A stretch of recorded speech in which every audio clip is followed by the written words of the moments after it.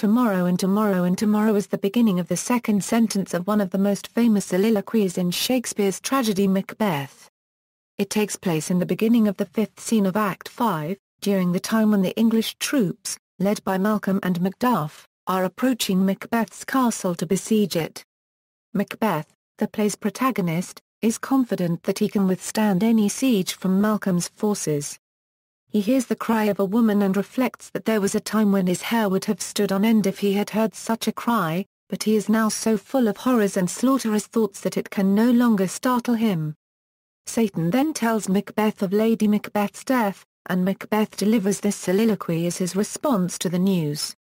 Shortly afterwards he is told of the apparent movement of Birnam Wood towards Dunsinane Castle, which is actually Malcolm's forces having disguised themselves with tree branches so as to disguise their numbers as they approach the castle. This sets the scene for the final events of the play and Macbeth's death at the hands of Macduff. Analysis: in Macbeth's final soliloquy the audience sees his final conclusion about life. It is devoid of any meaning, full of contrived struggles. Days on this earth are short, a brief candle, and an ignorant march towards a fruitless demise, lighted fools to dusty death. A person's life is so insubstantial that it is comparable to an actor who fills minor roles in an absurd play. There is a struggle for substance in life, the actor who struts and frets his hour, or a playwright who tells a tale full of sound and fury, but it is contrived and senseless and will thus fade into obscurity, a tale told by an idiot. Signifying nothing in which a walking shadow performs, and then is heard no more. Macbeth's feelings towards Lady Macbeth in this soliloquy are not as clear as the main theme. There are many opinions regarding Macbeth's initial reaction when he hears that his wife is dead.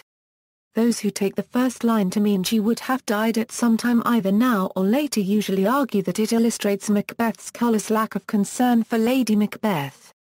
Macbeth said in Scene 3 of the same act that the battle would cheer him ever after or unseat him now. Up to that time he had expected to win the battle. He was ready to laugh the siege to scorn when interrupted by a woman's cry. His visionary thought may have pictured the victory as restoring him to the man he once was. He pauses on the word hereafter 2 feet are missing from the meter, and realizes that the time will never come. Depressingly, he reflects that if it could have been, if he could have gone back, there would have been time to consider that word, death, and mourn properly. Now, however, since there will be no victory nor going back, and she is gone, the tomorrows creep on with their insignificantly slow pace to the very end of all time.